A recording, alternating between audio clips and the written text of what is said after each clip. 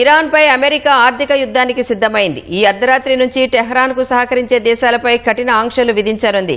తద్వారా ఇరాన్ను ఏకాకి చేయాలని ట్రంప్ సర్కార్ భావిస్తోంది. పరిణామాలపై ఇరాన్ తీవ్రంగా స్పందించింది. తమపై ఆర్థిక యుద్ధం ప్రారంభిస్తే గల్ఫ్ దేశాల నుంచి జరిగే చమురు ఎగుమతులను అడ్డుకుంటామని హెచ్చరించింది.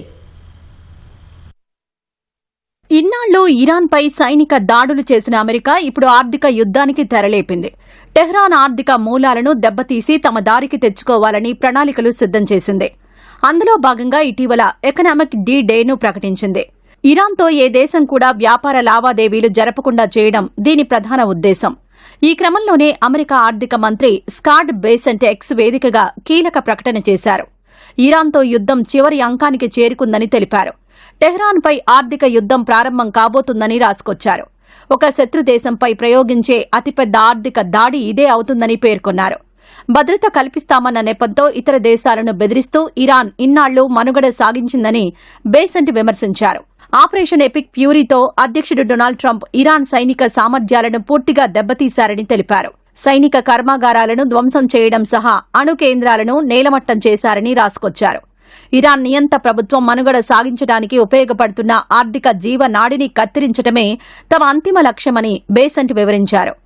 ఇరాన్ను ఆర్థికంగా కట్టడి చేసే చర్యల్లో భాగంగా ఆ దేశంతో వ్యాపార, వాణిజ్య సంబంధాలు కొనసాగించవద్దని ప్రపంచ దేశాలకు ట్రంప్ ఇప్పటికే సూచించారు. ఈ సూచన కాదని ముందుకెళ్లే దేశాలు తీవ్ర పరిణామాలు ఎదుర్కోవాల్సి ఉంటుందని ట్రంప్ హెచ్చరించారు. అమెరికా ఆంక్షల హెచ్చరికల నేపథ్యంలో ఇరాన్ తీవ్రంగా స్పందించింది.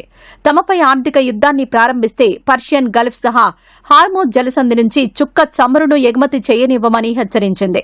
అమెరికా చేస్తున్న ఈ ఆర్థిక యుద్దంలో ఏ దేశం పాలు పంచుకున్నా, మద్దతు పలికినా తమ సార్వభౌమాధికారంపై దాడిగా పరిగణిస్తామని తెలిపింది. ముందుగా అమెరికా మిత్ర దేశాలతో చర్చలు జరిపి ఈ వివాదానికి దూరంగా ఉండాలని వారిని కోరుతామని పేర్కొంది.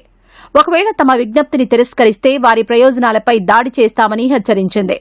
గత కొన్నేళ్లుగా అమెరికా ఆంక్షలను ఎలా అధిగమించాలో నేర్చుకున్నామని ఇరాన్ జాతీయ భద్రతా మండలి కార్యదర్శి మోసిన్ రెజాయ్ అన్నారు.